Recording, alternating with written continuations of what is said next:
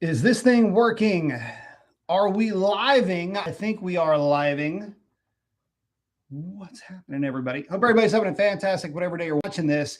And if you're watching this after the live show's actually been live, and so it's no longer live, and you're getting blasted with ads, go ahead and X out of the video, touch back in like 2 or 3 days when the video finalizes the processing, and I can go in and remove some of those ads. The way that YouTube works is that it'll just absolutely saturate the show with ads. And there's nothing I can do about that. I can only go back and rectify. I can't make it not do it on the front end. So it's part of the job. But anyway, catch that show, or this show, I should say, later on.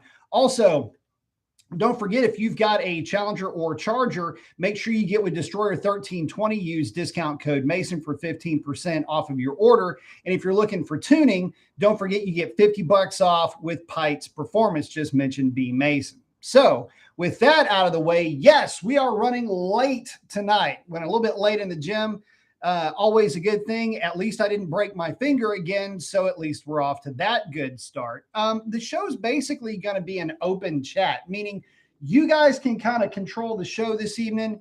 I've got a standalone video coming up, primarily going to be talking about the 6.1. What's weird about the 6.1 is that it'll go through waves of popularity. So, you know, I'll put together a video on that. The 6.1 is kind of it's the forgotten Gen 3 Hemi. It really is, for some good reasons, frankly, but not for good enough reasons for it to be as forgotten as it's been. Let me make sure everything's plugged in over here. But that's what I'm going to be talking about in that video. I know there's a lot of guys that, you know, always ask, why have you forgotten about the 6.1? You never talk about the 6.1. Why all the hate for the 6.1? The funny thing is, I don't even talk about the 6.1. So in a way, you can say I kind of have forgotten about it, but a lot of folks have, which is a real shame because it's actually the best looking of all the engines, at least NA wise. And I hate to say it, it's my favorite, especially for swap applications. So, but anyway, let me check in with you guys real quick. Base is in, saying good evening. Rift is saying, yo. Rome's in. Rift saying, sup peeps to y'alls. Dan saying, what up, Professor? Good to see the live is up and running. Yes, it is. Ardell saying, good evening. Michael saying, hey, with the flex. Rift saying, so I got the dreaded, I have to smog my Hellcat in Cali now. What do you think I can do? I already failed once. Well, problem is that in California, you cannot have you can have a P1400, but you have to have you have to be on a stock tune. So that's the problem with California is it depends on where you're at too, but that's my understanding of it anyway. Ryan saying, sup, Professor? I really don't know, Rick, to be honest with you. I have no clue. What's funny, when I lived in NorCal, speaking of inspections, though, literally will work for food. So I would get guys' cars in and around the Bay Area ready for inspection. And I had cat pipes, and I would set timing to stock for these guys, do tune-ups on the cars for Fox bodies. And because my background was Fox bodies primarily, and I had one, I was kind of known on the peninsula for a hot minute that as long as you brought me $40 and a number 6 from Carl's Jr., which at that time, I think it was a number 6 or number 7 was the jalapeno burger, that I would get you hooked up, get you taken care of. And everybody I ever worked with were awesome folks and loved the service that they got. So literally would work for food, either that or the grilled chicken. They'd call me up, they'd shoot me a text. I'd say grilled chicken meal, whatever that is, and they'd bring it. And $40, and I'd go over the entire car for them. It took me about an hour. Depending on what they needed, it could take me a couple hours. But that's what I used to do. Oh, Dan's saying, yeah, the moment that PCM is unlocked, it's over. Even if it has no CEL, dirty pass is the only way. Yeah, that's what I was thinking too.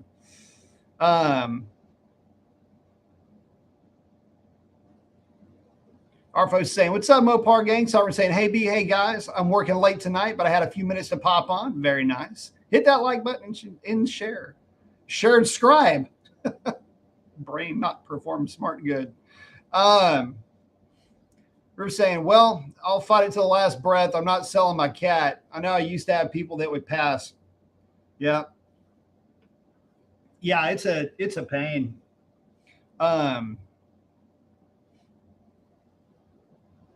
And Dan's getting rid of Cali Reggie. Yeah. Oh, Sovereign's replacing some equipment for a store. Very cool.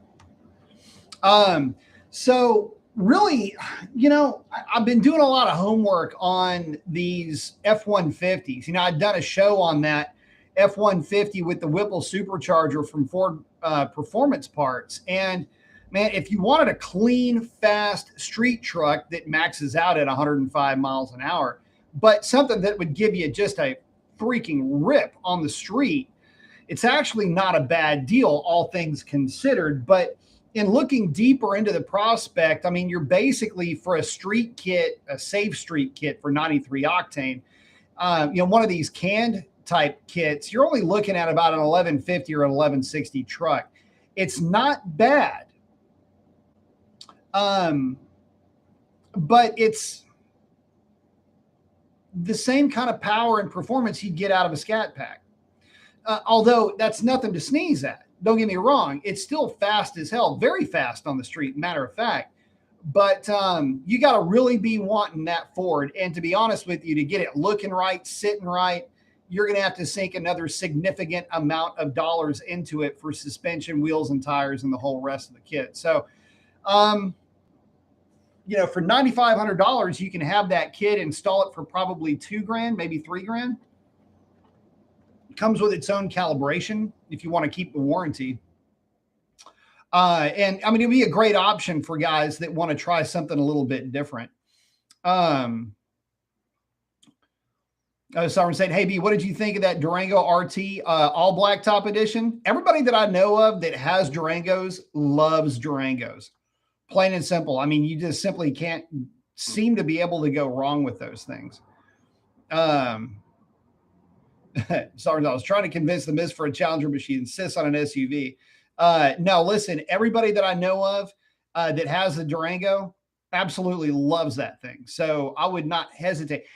Matter of fact, we had not one but two at Pites that were, I mean, just absolutely cherry rides to whip around in, man. Had two customers, out-of-state customers. They were buddies. One had a gray one. The other one had a black one. And the black one, that dude was like, dude, I'm going to be out of town he was out of town for months on end. And that Durango would just kind of sit in the corner of the shop. Both of them were Whipple trucks, though. Low boost whips. I think they made I want to say they made 405 or 410 to the rear wheels. It wasn't really anything super major, but they were just really fun to drive. They really smooth, quiet, and real nice on the inside. So I put it to you like this, man. I mean, if you were going to ask either one of us which vehicle we just want to take home just to put miles on the thing, just data logging, the Durango. Every single time it was comfortable. Like I said, you didn't think that you were driving a sports car, but it was very like Range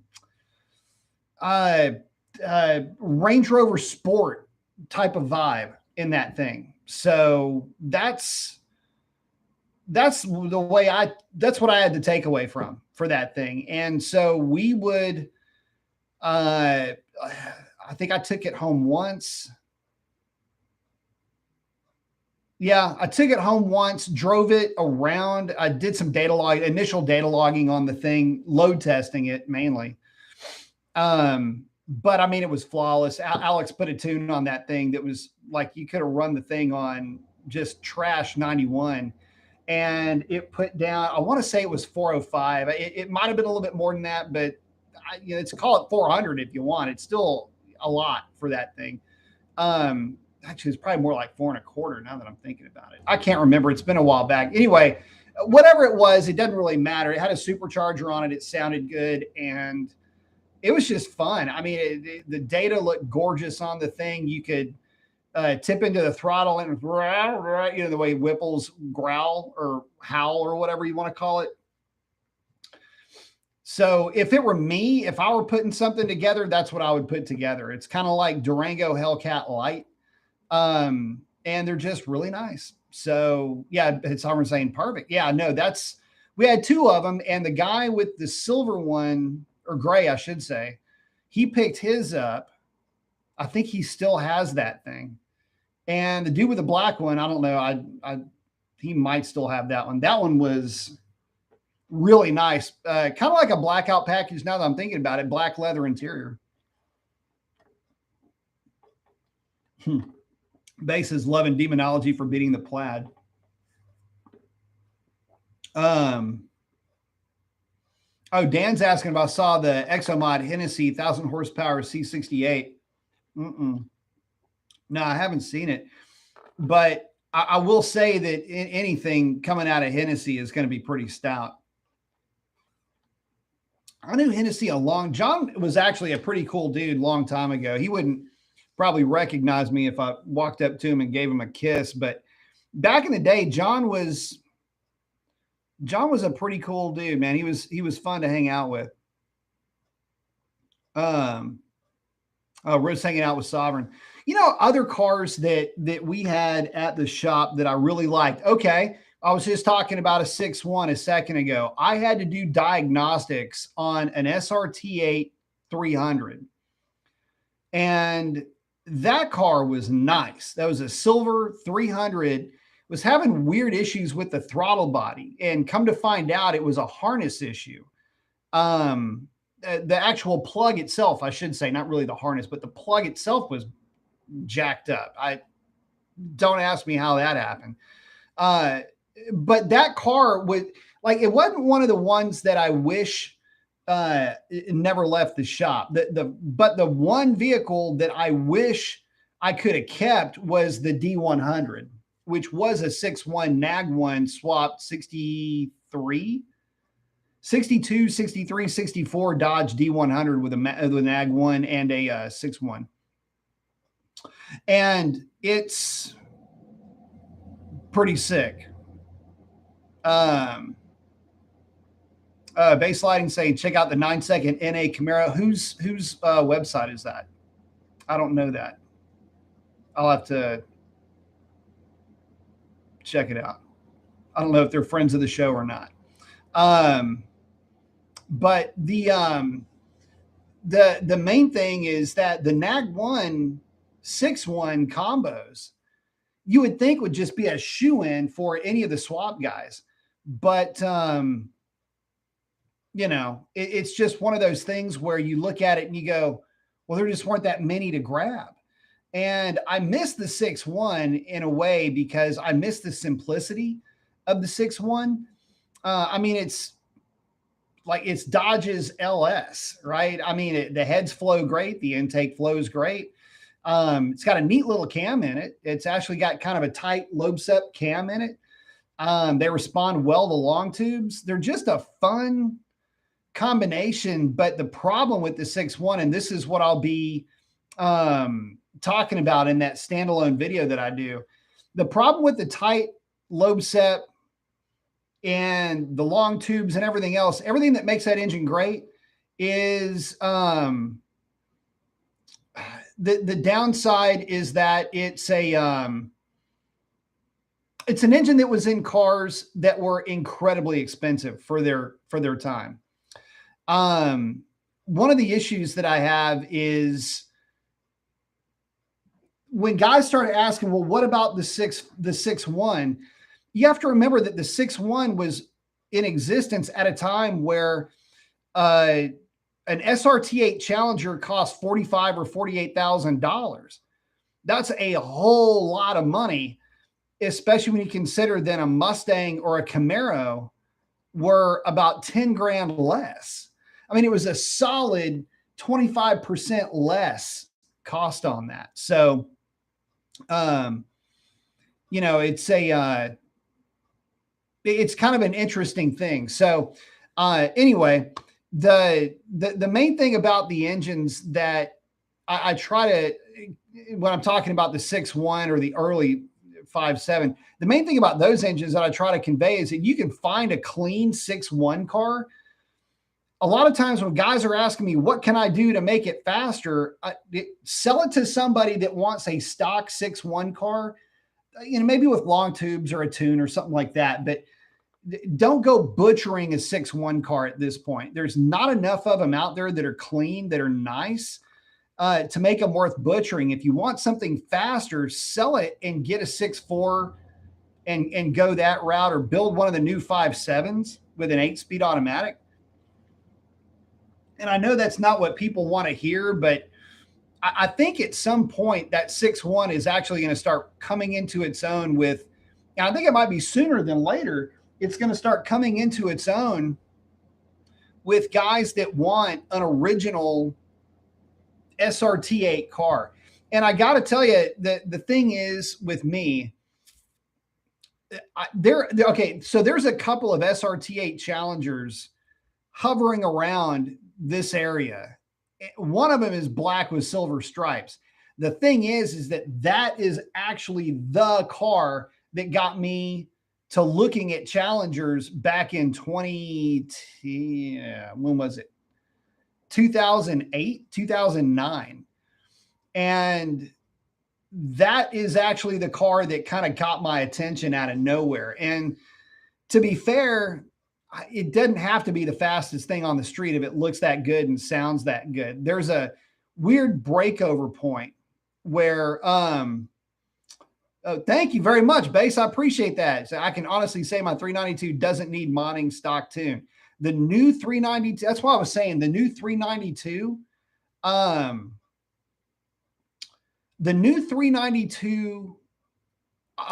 calibration, along with the trans tune in the new cars, like what you have, Base, is so good. I mean, it's really, really good, to the point where you don't really have to do anything to that car. You don't get the same gains out of that car that you did with like the 16 or 17 or 15 cars. Pretty much anything 19 and up has the new calibration in it, and it is really good. And I know that because I ended up putting the newer calibration in my old car and was going to start over from a tuning perspective. And damn, I mean, you could notice a difference. So definitely a big deal. Someone saying Base with the Ben Frank. Actually, that's an AJ, bro. But thank you very much, Base. I appreciate it, brother, very much. And that's the thing. I mean, but anyway, getting back to so the 6.1 for me is, it's just so damn good the way that it is.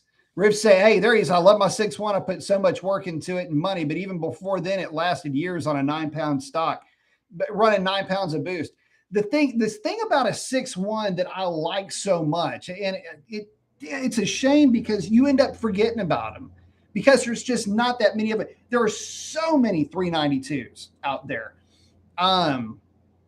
But the thing about the 6.1 that I really like the most is that there is nothing separating a 6.1 from a 5.0 Mustang aside from a distributor or a reluctor gear at the front of that engine. Other than that, there's very little separating. Just the technology gap there is not that great. Aside from a mass air meter, there's nothing in the OS that does really much of anything. The thing about a 6.1 is that they're just so good at being an old school power delivery system. You know, they have the sine wave torque curve coming up, that they're just that good of a package. And it's a shame that they were in a car that costed as much as those cars did cost, because if the Challenger were less expensive, that car could have been a lot more prolific and you'd have seen a lot more of them on the road. And it blows my mind. And it's so easy to make power with those things. Got to remember the 6.1's got a good set of heads on it, people always default to the Eagle heads, but the 6.1 heads are actually almost, they're as good. I mean, they're 320 CFM heads. The intake flows fine. You don't need another intake for the thing. You can make plenty of power with a 6.1, and it's not going to really tax anything either. That's the other good thing about it. You're saying, I love the look on people's faces when I beat them in a roll race on the freeway. Nobody thinks a 6.1 can do it. Oh, they can do it. They can absolutely do it. And they were doing it really well. You got to remember, they were doing it just fine. They were the only game in town for 400 plus horsepower in 2008, 2009, 2010. It wasn't until 2010, right, for the Mustang to come into its own with the Coyote. So, you know, it's just a fun car. And the other thing is that it lends itself well to just being itself. You don't really have to do anything to it for it to hold that cool factor. And so anyway, I do have a tendency to kind of forget about it, mainly because nobody asked me anything about them either. I mean, the next 6.1 question that I get, I'm not going to say it's going to be the first. I mean, I'm used to anyway, get quite a few questions on 6.1s, but I think that we're going through maybe another phase where maybe some folks are getting rid of 6.1 cars. Other guys are getting a hold of them, and, you know, they're asking about camshafts and, you know, exhaust and all this other stuff. And I mean, my thoughts on it are, look, I mean, just throw a set of long tubes on it and a tune, make sure everything gels together. See what you like about it. If you like it, you don't have to put a cam in it. You don't have to do anything to them, frankly. And they run great. So I just, you know, Ripped is saying he had a 426 drop-in kit and just took off from there. Ended up keeping the intake I got and porting the stock one. Yeah, I mean, you can definitely do that. Send it to extrude hone. I mean, if you wanted to open it up a little bit. Sovereign saying, I'm excited to possibly get a Hemi, even if it's a 5.7 Mopar is Mopar. Yep, last Mopar I had was that old 4-banger Spirit. Sovereign saying, get a Hemi before it's gone. Base is saying, Sovereign, get a Hemi, join the Brotherhood. Look, I'm telling you right now, if you decide to get the Durango, you'll love it. Orange Crush has got a Durango, and they love it. It's an awesome truck. So, you know, I can't. You can't fault the thing, you know. Plus, it moves fine. It's a 370 horsepower kit. What's not to love, right? And they tow well. I mean, you don't want to tow crazy weight with it, but you can tow decent weight if you needed to. You can always put a cat back on it, make it sound good, or keep it toned down. I mean, it's up to you. But really, and that's the other thing that kind of blows me away lately is, you know, we're just the lack, you know, I talk about this a lot, but it's just the lack of any kind of movement from Dodge on any of their products. And that might be why a lot of folks are starting to look more to the past. They're starting to look at the 6.1s again, and they're thinking, well, I mean, it might be an opportunity to get into one of these types of cars, and these are the cars that they remember that got them into them. And truth be told, guys, I mean, there are a few cars that I'm surprised that I don't own or haven't owned. And a 6.1 NAG1 car or a 6.1 6-speed car is kind of somewhere near the top of that list. It's just, like I say, it's one of the first cars that I loved, fell in love with. There was somebody that I worked with that had a black with silver stripes. It always revolves around black and silver stripes too with me. I don't know what that is. It's like I attract that NAG1 car, or I should say that 6.1 car. But they had that car, and then the one that I saw in Dallas, and then the one that's up here for not sale. Not that I could buy it right now anyway, but it's just an idea that, maybe that's one of the reasons why those cars might be getting a little bit of a resurgence. Who knows? But it does seem like they are picking up a little bit. At least guys have been asking more about them. And so I figured I would, give you my thoughts on it. Base is saying, B, saw my 5.7 shaker. It was sexy. Yeah. I mean, the 5.7 shaker actually is kind of a rare car, believe it or not. But yeah, the 5.7 stuff is good too. The new 5.7 cars, man, don't get me on a soapbox about it. A lot of cars are just way overpowered these days.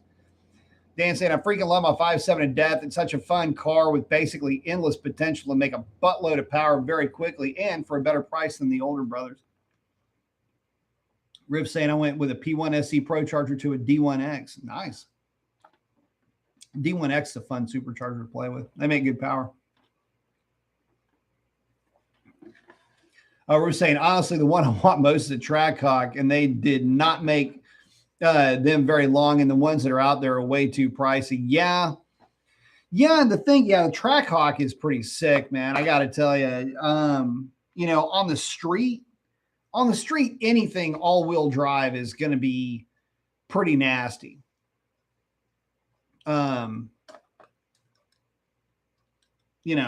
That's something to consider. Mark's checking in with the flex. Oh, I like it. Got the cadence right too. The flex with the ball guy in the shades. Base, what did you post up, man? Who's which channel? Which one is that one?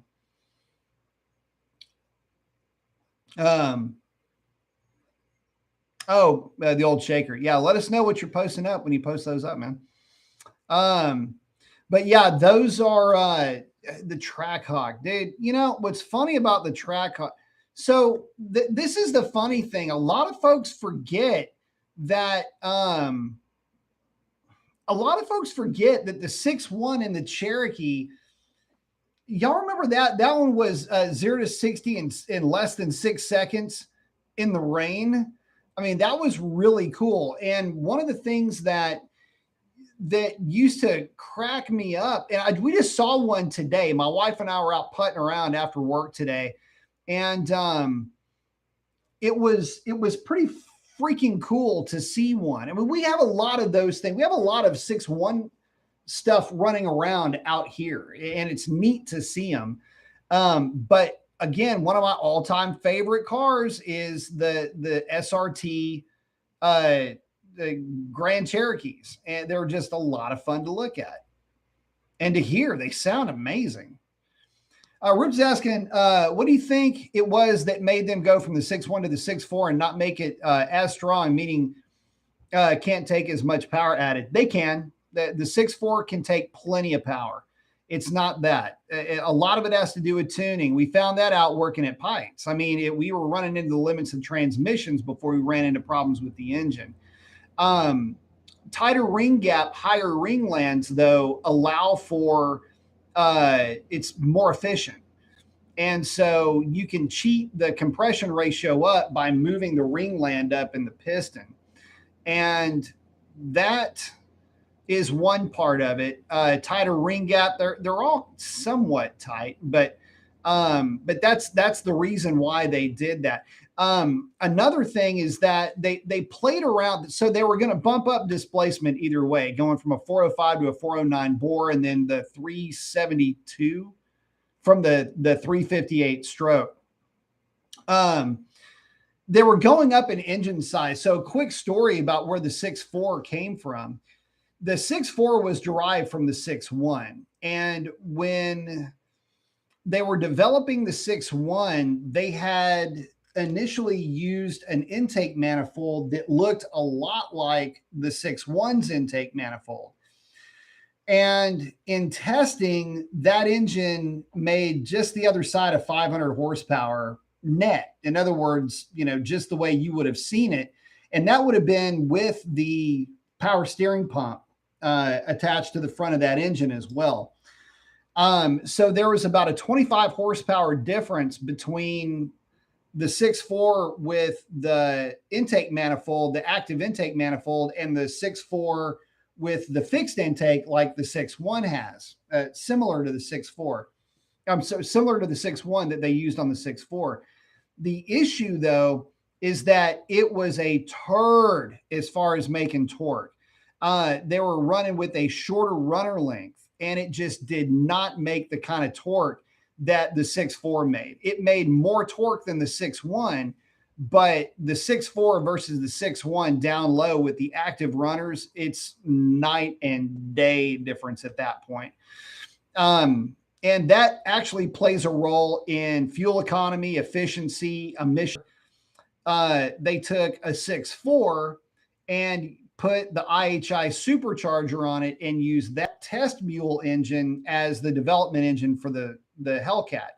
The Hellcat started off life as a 6.4 liter that just had a supercharger bolted to it with lower compression. And from there, the stroke was reduced primarily to increase boost response and to help with several things.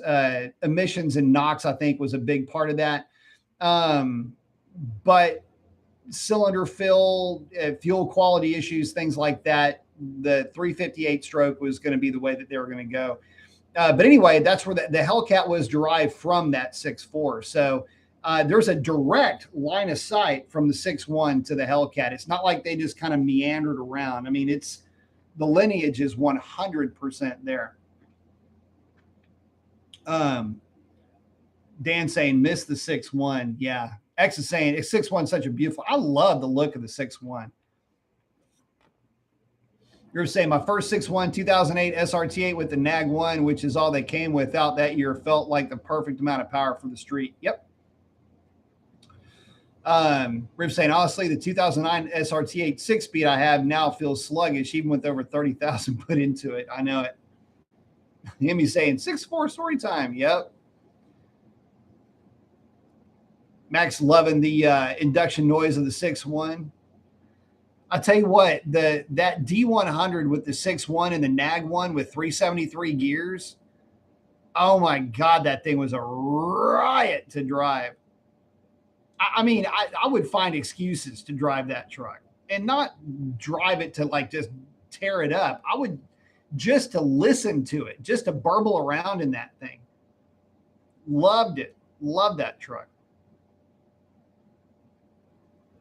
I mean, I was data log. I mean, I was working. I mean, it's not like I wasn't doing my job, but let's just say I wasn't complaining when I grabbed the keys of that truck. And it wasn't, look, it wasn't class. It wasn't like modern day fast. It was just freaking fun and fast. Fast enough. I mean, hell, it's probably I don't know, high 12-second truck. That's plenty fast on the street, especially in something that's, 60 years old. They say, doing my best to keep my new BFG 275s in good tread. My scat keeps wanting to play. 1,400 for those tires. Yep. You're saying, I know I'm still bitching, but I'll let you on it. I'm the one of the first people with a Hellcat in California that needs to get smogged. Oh.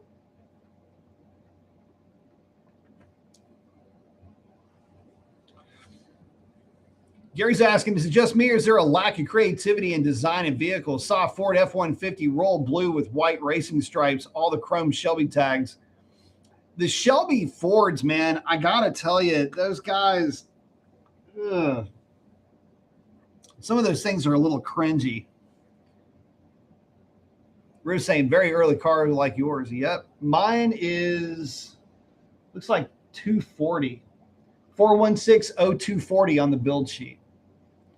I've got my build sheets framed right over here. Yeah, the Shelby stuff, man, that got a little bit gaudy. I don't know what's up with that. Break saying, saw a silver 6.1 Cherokee the other day. They always sounded so damn good. Yeah, they sound real good. X is asking, can I beat a 392 in the 8th if I cut an amazing light? Yeah, if he cuts a really bad light. Hey, I tell you what, I've seen plenty of 5.7 cars when they're set up will scare you if you got a 392. Dan's asking, hey, Professor, how much, if you had to throw an estimate or exact price, how much do you think I'm looking at to unlock my PCM on a 21 Chally RT 250? Give Pikes Performance a shout. They can turn it in one day. It's PEITZ. Let them know that I sent you. They'll take good care of you. Dan saying, I've been staring at the 1 7/8 long tubes ever since you recommended them, and it's been itching. Yeah, I like them. They pick up partial throttle. It's all power under the curve, man. People say, it doesn't make any power up top. That's not why you're buying them.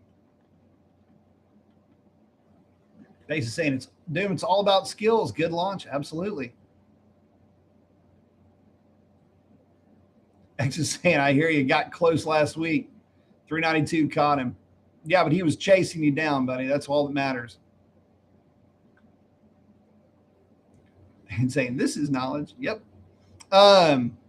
Riff's asking, is there any weight savings on the 6.4 compared to the 6.1 manifold since it's not in the middle? Do you think that's why they did it? No, there's no real weight saving. Actually, the 6.4 versus the 6.1, the manifold is a lot lighter on the 6.4 than it is on the 6.1, but you've got some, they're about the same. You wouldn't, I think the shipping weight on both of them is 550 or 575. I don't think that there's any real honest to God weight one to the other. But no, there's no real. Oh, talk about this. It's not metal, is what he was writing. Jeremy, when the 392 Challenger came out, I wanted the blue with white stripes. Man, I don't know what it is. I've got a weird fetish for candy stripe cars. One of my all-time favorites, not a 6.1 car, but it's kind of close to one. All-time favorite cars, one of the happiest cars I ever drove was a really cool dude owned it. Man, mountain of a guy too. Big O dude. Super cool, super laid back dude though. It was a 2014 6-speed 6.4 car. And it put the lowest number down of any 6.4. I remember this car like it was yesterday. Put down 380 to the rear wheels on that Mustang dyno. Never could understand that part of it.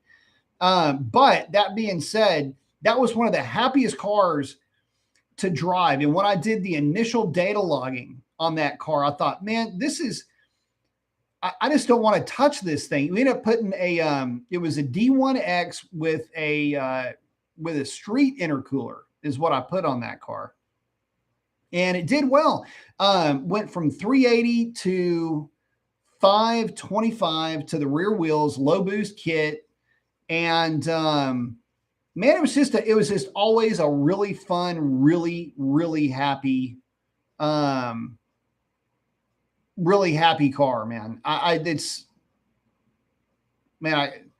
It's one of the several of the car, and another one was a 5.7 with the E-Force Supercharger kit. That's another one that I didn't want to leave. This is such a fun car to drive. And when I say a fun car to drive, it's never at wide open throttle that I'm talking about either. What I'm talking about is you roll into the throttle and it's responsive. You get this wave of torque, or it just does something that, it has a mannerism about it. I love heel toe shifting that 2014. I don't know what it was. I don't know if it was just how the seat was broken in. But that was a cool ass car. Let's see. Let me get back up here. Jeremy's asking the 390. Sarah's asking, the newer 5.7 idling is still bad, or did they fix it? I wouldn't let any engine these days idle for any real long length of time. The oil is too thin. They've got any of the MDS stuff. It's just not good. It's actually, here's the problem that you run into with idle time. idle time is an issue with modern engines because they're a lot more sensitive to oil changing intervals. And you have to remember that an engine idling is still using oil life. And where GMs are really bad about this too. This is not a Dodge thing. GMs are really bad about eating lifters and eating cams also. And it's because people let them idle forever and then they change the oil at like 8,000 miles. Well, the thing has got the equivalent of 16,000 miles on it in between oil changes because of idle time. So, I mean, y'all know my rule. I mean, at 5,000 miles, you are driving the car to the oil change place, or you're going to your nearest, auto parts store to get the oil in the filter to change it. I mean, that's just the way it works. And you got to remember too, guys, these modern engines, I can't stress this enough. Modern engines and their specific power outputs are immense compared to what they were 10 or 12 years ago. It was just 10 or 12 years ago, I should say, that we were coming into this modern era. Before that, 15, 20 years ago, which kind of where you might be used to living with service intervals, those are engines that had such low power output that you wouldn't dare think of changing the oil, or wouldn't think twice, I should say, about changing the oil every, 6, 8, 10,000 miles, with full synthetics. They were just so under stressed. Modern engines, man, they're making a whole lot of power, and they're being asked to do that at fairly high oil temperatures. I mean, it's not like you're dropping the oil temps down to, 180 or 190 degrees. I mean, typical typical oil temperatures that require more frequent oil changes are like 220, 230, which is what a lot of these cars run at. So, Dan, thank you very much. Appreciate that. Saying thank you for the info, Professor. Got the flex.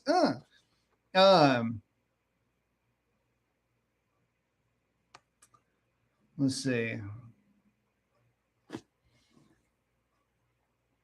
But yeah, anytime we're talking about idling, just be cognizant of the fact that the thing is idling. If it's idling for a long period of time, just know that you need to drop your oil change interval from, say, 5,000 to 4,500 miles. Just be cognizant of that stuff.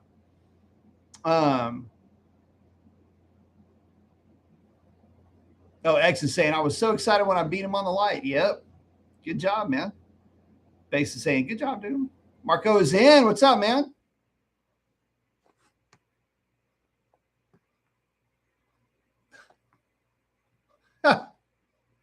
Racer X thought my new screen name was a fish, like he's a fisherman. Bass lighting. That's hysterical. I don't think he knows I'm a musician. He probably doesn't. Jeremy's saying, Summer Night, my 22.57 idles like a 6.4, not smooth like my 16.57, like a 6.4. Yeah, 6.4s have a little bit of a weird lope to them. Mine did for sure. It was kind of funny. John's asking, why don't you put the live feed questions on your screen? You have to go to the live feed on your screen. And again, Dan, thank you. Ruth saying, I love beating 392s in my 6.1. The look on their face when I kind of jokingly, but at the same time, for a laugh, it's just stock. Yeah, they know better. Sovereign saying, how long is considered? Yeah, RFOs, 5,001 miles. That's when you are heading to get the oil changed at that point. And as far as how, letting it idle for any real length of time, if you're in traffic and you're just idling around in traffic, that's not a big deal. If you're on a job site and you're letting it idle for hours on end, that's not a good thing. And that's where the police cruisers were eating camshafts alive, is that, and I'm talking, it could be Charger, it could be the LS derived stuff that were the police cruisers. They would let those things idle for incredibly long periods of time. And that's what was killing them. I mean, they'd have, 6,000 miles on it, but it would be hours upon hours upon hours of idle time that weren't accounted for that.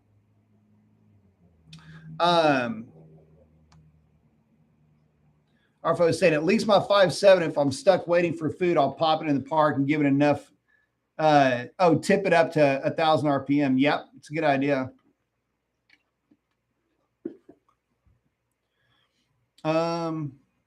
Rip's saying, by the way, I'm thinking about adding an ice box under the hood, which goes where the usual coolant is for the supercharger on the Cat. I feel like it'll defeat the purpose since a lot of heat is in there. Yeah, don't worry about that. That does you no good at all. Matter of fact, when you put anything like that in play, it's not a good thing. Remember, ice running through those systems, realistically, you're supposed to be using distilled water to make the ice. I mean, there's a lot of things that I just try to back out of that. I'm just like, we don't mess with any of that. The only time I ever recommend doing something like that is a straight up race application, and then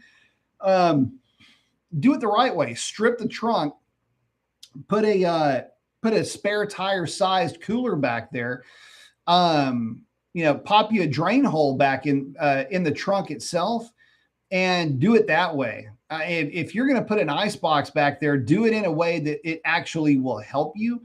And even then, I mean, you're going to be dumping ice and exchanging ice all the time. It's a real pain in the ass.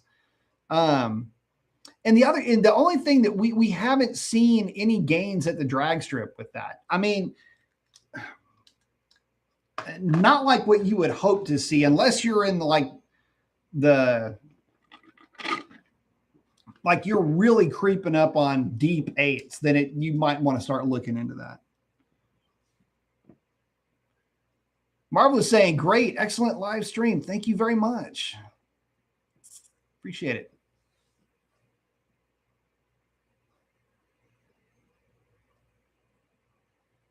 Marvel is saying, just get it out of that stupid low 700s. John saying, if someone steals your car while you are still making payments, do you still have to continue paying the car even if it's not in your possession anymore? Yeah, you do. Well, it's why you have insurance. And it's why you should have gap insurance to pay for the depreciated part. But yes, you're liable for that car when you sign the paperwork, no matter what. But that's what insurance is for. Frederick's saying, what's cooking? What's happening, man? Got the bald guy with the shades. I like it. Someone's saying, welcome.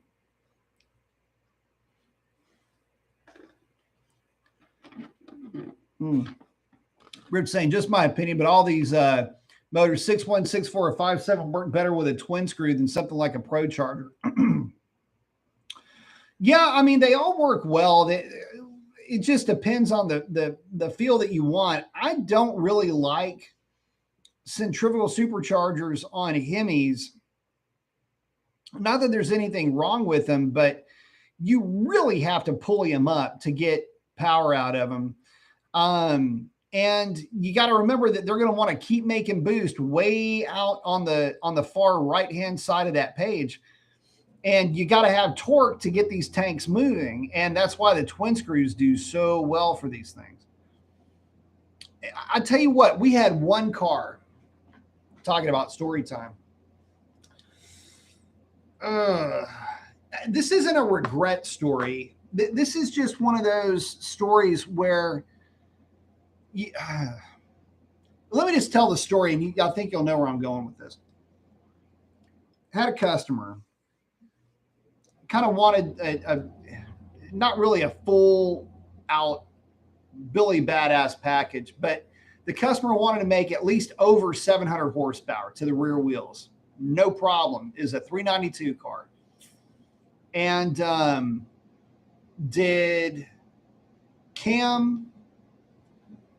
we did cam drop-ins, rods. It was one of my cams, by the way. Drop-ins, rods to make it stout. Fuel system, typical stuff. D1X, race intercooler. Forget the pulley ratio on this thing. Stock intake manifold. And the car did put down 704 or 74. the hell did that thing put down? Anyway, on the Mustang dyno, it did put down over 700 horsepower. Here's the weird thing about that car, and this was true of another car. Not mentioning any names here, but this is true of another car that we did, although it was a stroker 426 setup.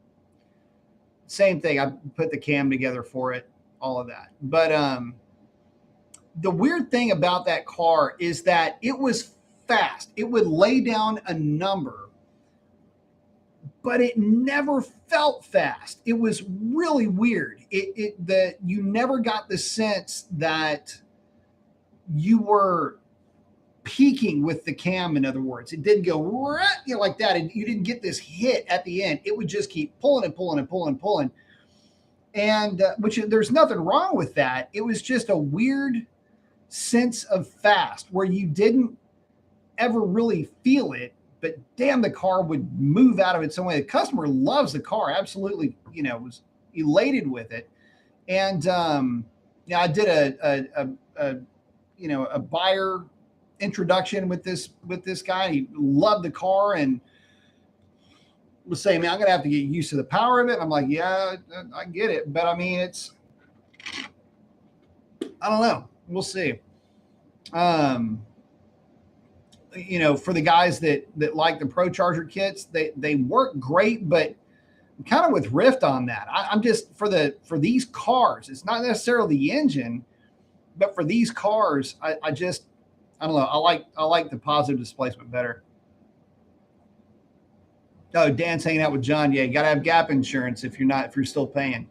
Basically saying, hey, B, are you going to be racing with Stormy or the Hellcat? New footage or more data logging? Probably more data logging, since I don't have a drag strip, at least a quarter-mile track, near here anymore. But it's kind of warm right now. So, but there are a couple of revisions I want to make to Stormy's tune, as weird as that may sound.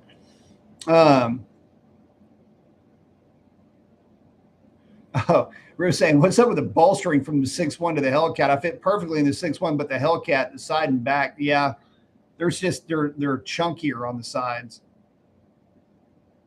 You're welcome, Sovereign. Frederick's asking, what torque converter swap on the 392, good or bad? If it's a stock car, don't worry about a converter swap. I would not do it. You don't need it. The converter that comes with the 392s, whether it's in a NAG 1 or the HP 70, is actually really good. It will flash to 3,000 RPM. I've got 3 computers full of data logs of the 392 cars going down the track, and they all flash to $3,000. Gary's saying, after the show, all this talk makes me want to take my bighorn for a drive in rural Sacktown. I tell you what, I was playing around with Stormy this week, man. This weekend, I really like driving that truck. Siren saying, folks, please like, share, and subscribe. Yes, like, share, subscribe. If you guys are new to the channel, consider liking and subscribing. It really does help the channel a ton. It means a lot more to the algorithms and to YouTube on subscribers and ringing the bell than you might think. It's actually a really big deal. So please like, subscribe, and share. They say in positive placement, it's better for Hemis anyways. One of the reasons the interesting things about Hemis is that they've just got a ton of head flow. And so without velocity, that they just seem lazy. That's one of the reasons why they have such long runners, is to get them fed at low RPM. Yeah, base saying depends on what it's for, street or track.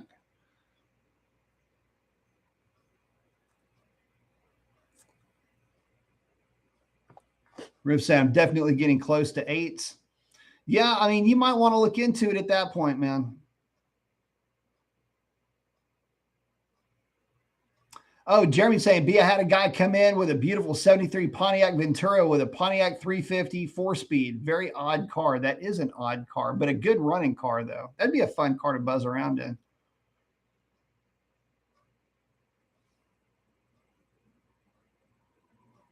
Riff saying, going back to the Senti Supercharger on a Hemi, my 6.1 6-speed with the D1X needs to be brought way high in the RPM range. Yeah, that's one of the issues with them. One of the issues with the Hemi is that you almost, and this is kind of hard to explain. I'm going to give it a go. You almost have to double the boost number, or at least go with an obnoxious pulley ratio to really get a feel out of one of the centrifugal superchargers. Bruce saying the cat tries to kill me every time I tap the gas. Yep. We had quite a few like that at the shop. Ken saying, I installed the FI chiller, not easy cutting your AC lines. True that. On my red eye, and I love it at the drag strip here in Arizona. It seems to keep the car more consistent. That is true. By the way, they moved to Texas from Australia. Very cool. So yeah, the Kincaid is the company. It's my favorite one. Just the basic kit's all you need, and they do work well. They do work well. In the heat, they do help to keep the car a bit more consistent. Max saying, great, now I want a 6.1. 6.1s are fun to buzz around in, man. I'm not going to lie. Oh, Max saying, ask Modern Red, his Pro Charger is great for the track, but not so much for street muscle. Yeah. Like I say, I mean, it all depends on what you're going for. You know, it's just the one thing I will say, if you've got an automatic car, the Pro Charger is really nice to get the thing to launch and to hook up because it's softer on the hit, which is why a lot of guys that are racing and do it for a living, so to speak, are going back to supercharging versus turbos. They're softer on the hit. They're easier to manage.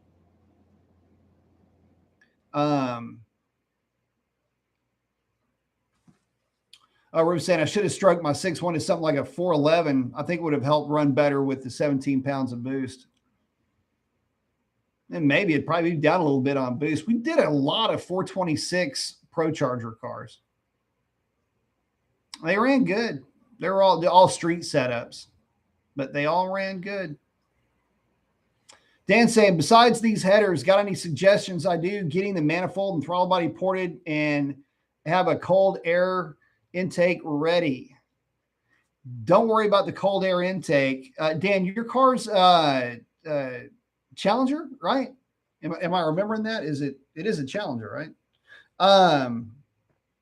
Either way,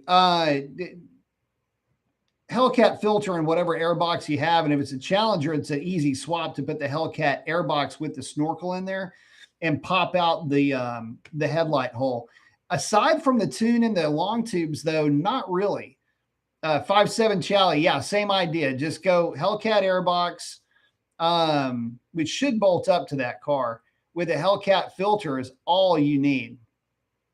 I mean, that's it. There's really nothing to it.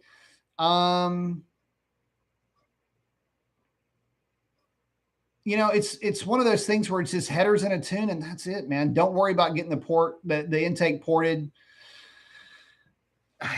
I'm the guy that used to port those intakes. I ported a lot of them, and there's a reason why I don't do it anymore. It's just, I'm not saying that it's not worth it, but for a 5.7, it's not worth it. Don't worry about it.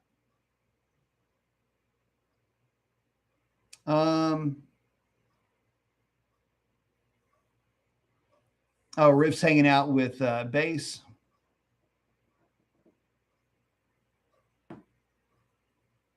Oh, talking about being able to with his gap insurance. Yeah, you got if you're paying, it's a good idea just in case. Oh yeah, 5.7 Chally. I think it does. I think you can still use that airbox on there. If nothing else, just get a Hellcat air filter. It's a real good flowing filter. I don't have the box here anymore. It's a Mala part number. Jeremy G said, head velocity on Hemis are slow, even with the original 426. Oh, yeah, it's terrible. So to give you an idea, Jeremy, how slow head port velocity is, Hemis are considered tumble ports, not swirl ports. It just basically they take gulps of air. The original 426 Hemi cylinder head had the same port velocity at 62 or 6,500 RPM that the 440 had at 4,700 RPM. I mean, that is a huge gap.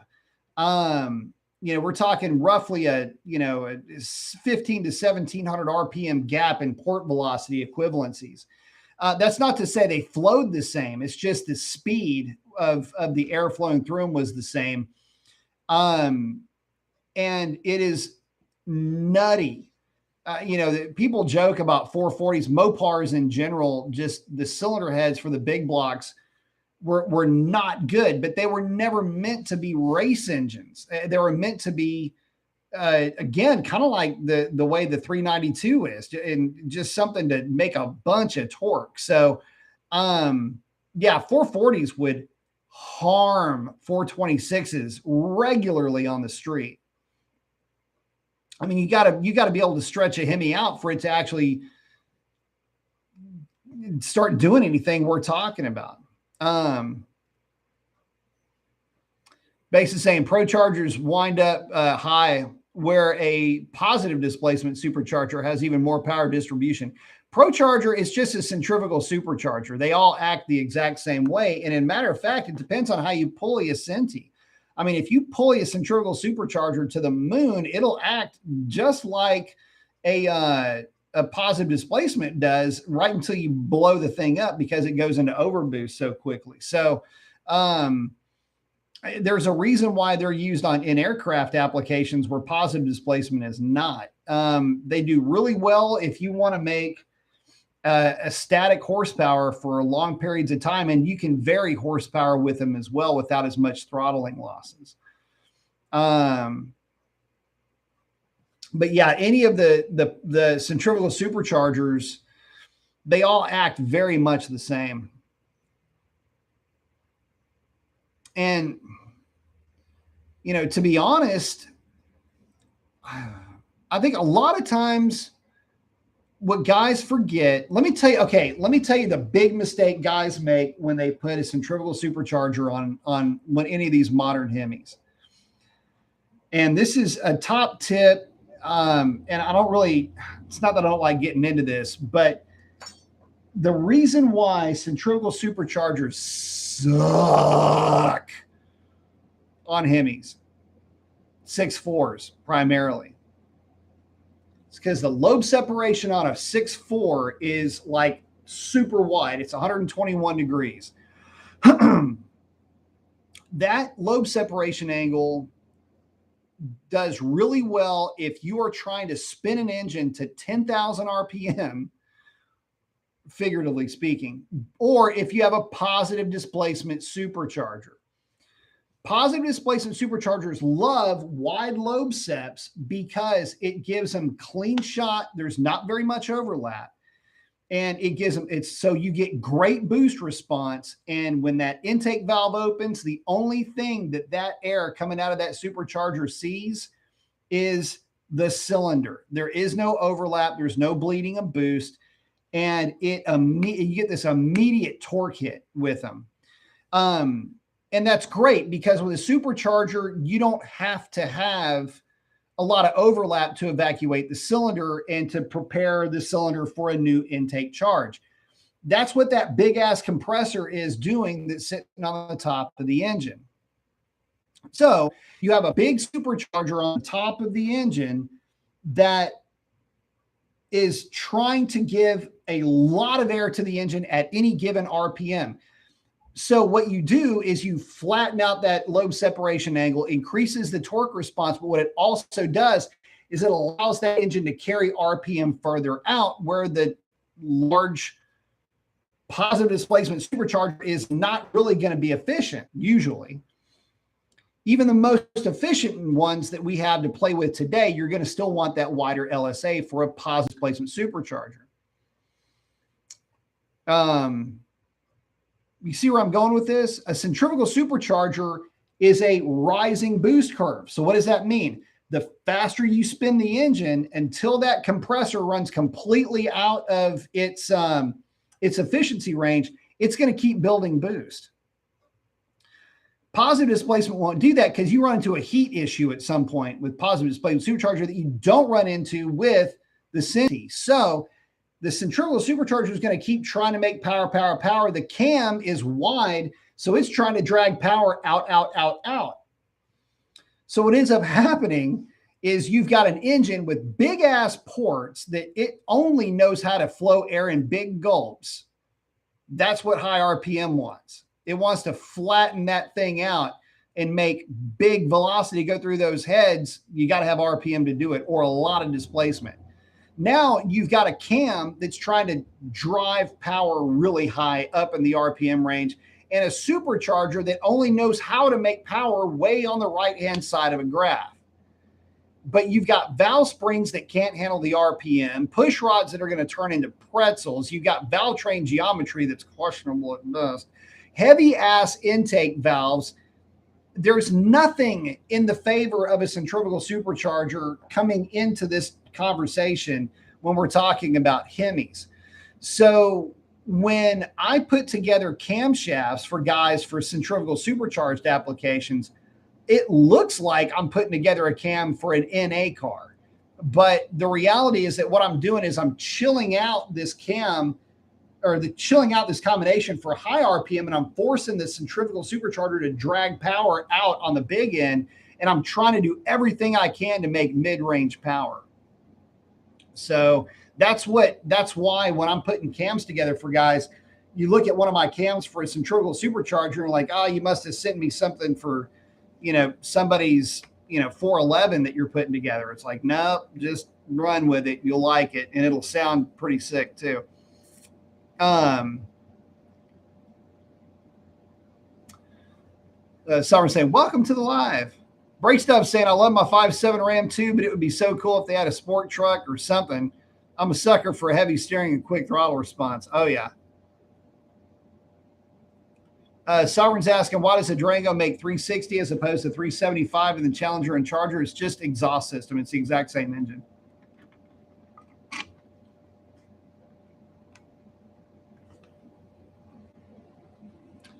Ruth saying, I just want to point out that a centrifugal supercharger is something like in a Mustang. Yeah, I mean, it fits Mustang really well. It fits Mustang really well. It fits the power curve of that engine extremely well. It's one of the most fun cars to drive. But if you put the right cam in a Hemi with a centrifugal supercharger with a pulley ratio, it gets scary fast. Base is saying Mopar is soul snatching, Stellantis is soul less. True that.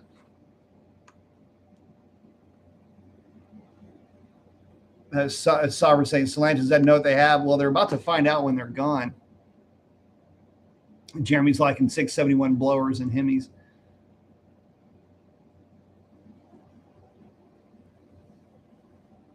Max saying, I have a goal of getting advertised crank horsepower to the wheels of my 5.7 Ram and hoping it's not too expensive. Define too expensive. You can do it. It's just asking, good evening, sir. Looking at some Falco 295 3520 for Scat Pack. What size did you go with? I went with, I wouldn't go 295 35. That's going to be a little bit too short. I went 295 40 20 for the rears with mine. 275, and I've got 9.5-inch wheels up front. 275 40s up front. Falcon Azenas. Love the Falcon Azenas tires. Riv said, I wonder if you're the one that did my cam. My first 2008 SRT8 had a cam from your place, and this was a while back. What year was that? It might have been. Might have been one of mine.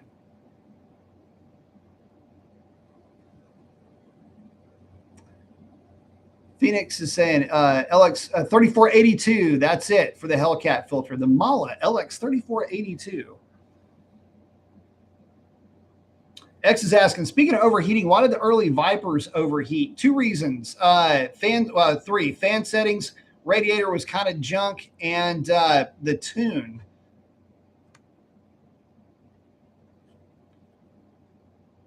Dan's asking, since we're on the topic of superchargers, someone is selling me a Hellcat blower for $500, but needs to be rebuilt. Is it worth it? Depends on who. Are you going to send it to MMX for rebuilding or IHI maybe? Yeah, I mean, it's just going to be a more than likely, if it's being truly rebuilt, it'll be recoated with new bearings. Make sure you don't go cheap when you do the rebuild on that either.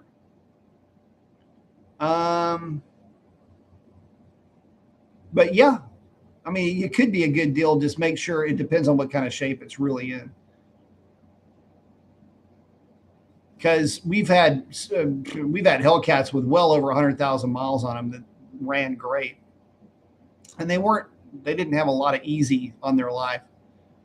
We had some sales guys that used not that worked for us, but they were business to business sales dudes that had large territories, and they used Hellcat Chargers as their travel vehicles.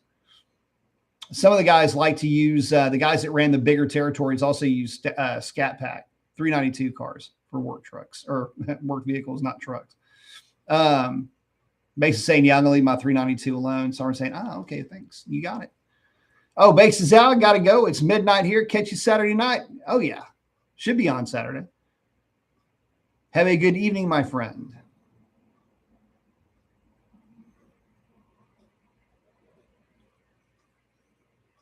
Oh, Jeremy's saying, okay, but my next car might be a used C8 Z51. What do you think of them?